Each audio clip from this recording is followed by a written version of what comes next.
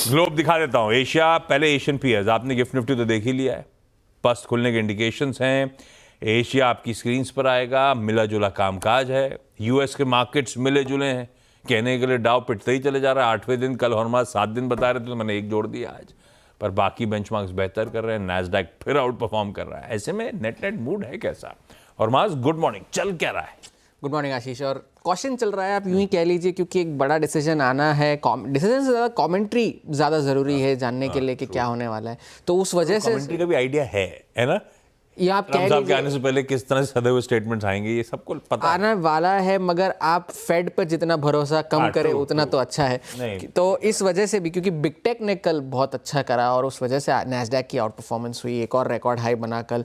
7 जो मैग्निफिसेंट 7 है उसमें से एनवीडिया छोड़कर बाकी सारे शेयर कल बढ़त के साथ बंद हुए। और एनवीडिया जिन्होंने पूरे साल बाजार को स्थिर बनाए रखा, वो अब करेक्शन टेरिटरी में जा चुका है। जैसे आप कहते हैं कि 10% अपने पीक से नीचे गिर चुका है, तो उस वजह से एनवीडिया अब जो है करेक्शन टेरिटरी में जा चुका है। मगर ब्रॉडकॉम में तेज़ी जारी थी। शुक्रवार को जो 24% का उछाल हमें देखने मिला था, उसके बाद एक और 11% का उछाल हमें देखने मिला ब्रॉडकॉम में। तो $1 ट्रिलियन की जो मार्केट कैप हुई थी, उससे ज़्यादा अब और एडिशन हुआ है। 38% शेयर चढ़ चुका है। 180 का जो शुक्रवार को शेयर था, वो अब जाकर अब कल 250 पर बंद हुआ है।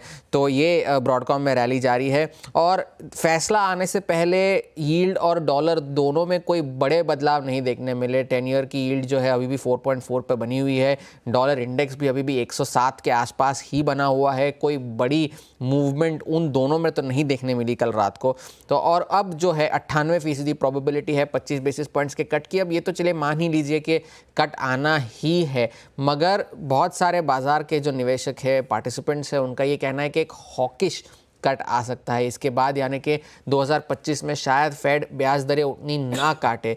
तो ब्लैक रॉक का भी ये कहना है कि अगर हॉकिश पॉलिसी आई भी तो इसका मतलब ये होगा कि फेड को अर्थव्यवस्था की जो स्थिरता है, जो मजबूती है, उस पर भरोसा है।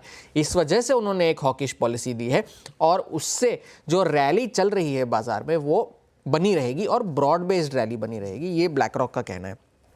ये तो रही यूएस की बात। अब यूरोप में भी काफ़ी सारी उठापटक चल रही है। राजनीतिक जो संकट है वहाँ पर भी गहरा रहे। जो सरकारें गिरने का ट्रेंड चल रहा है वो वहाँ पर अब जारी है। जर्मनी में अब सरकार गिर गई। ओलाफ शोल्ज जो वहाँ के चांसलर है वो कल अविश्वास प्रस्ताव हार गए। और अब जो है फरवरी में जर्मनी में चुनाव होंगे, जबकि होने थे सितंबर या अक्टूबर में इसी साल, मगर अब 7-8 महीने पहले जो है चुनाव होने की तैयारी है जर्मनी में। मगर बड़ी खबर जो आई वो फ्रांस से आई, क्योंकि फ्रांस ने अभी अभी एक नए प्रधानमंत्री को चुना है और उसी वक्त फ्रांस की जो सेंट्रल बैंक है उसने अपने जीडीपी के अनुमान को घटा दिया है 2025 और 2026 दोनों के लिए। 2025 का अब जो अनुमान है वो 0.9% का है, जो पहले 1.2% था, और 2026 का जो अनुमान है वो 1.5% से काटकर 1.3% कर दिया है। और मूडीज़ ने कल फ्रांस की रेटिंग को डाउनग्रेड किया है। रेटिंग डाउनग्रेड की है, आउटलुक नहीं, जो AA3 कर दी है AA2 से, जो कि इन्वेस्टमेंट ग्रेड के अब 3 स्तर नीचे है। और उनका ये कहना है कि अगले साल ऐसी कोई आशंका हमें तो नज़र नहीं आती कि फिस्कल डेफिसिट जो है फ्रांस में जो है वो कम होगी, क्योंकि ये एक बहुत बड़ा मसला वहाँ पर अब चल रहा है। तो वो एक बात है। चीन में कल जो डेटा निकल कर आया वो भी थोड़ा सा निराशाजनक ही था, क्योंकि रिटेल सेल्स जो 5% बढ़ने का अनुमान था वो केवल 3% बढ़कर आए। और जो गिरावट जहाँ से देखने मिली वो कॉस्मेटिक्स में देखने मिली, कपड़ों में देखने मिली और ऐसी सारी चीज़ों, डिस्क्रिशनरी आइटम्स की खरीदारी में देखने मिली। मगर इस सब के बीच इंडस्ट्रियल आउटपुट तो अनुमान मुताबिक ही था, 5.4% की ग्रोथ हुई। मगर ये जो सारा निराशाजनक डेटा था उसमें से एक जो डेटा पॉइंट था वो छुप गया।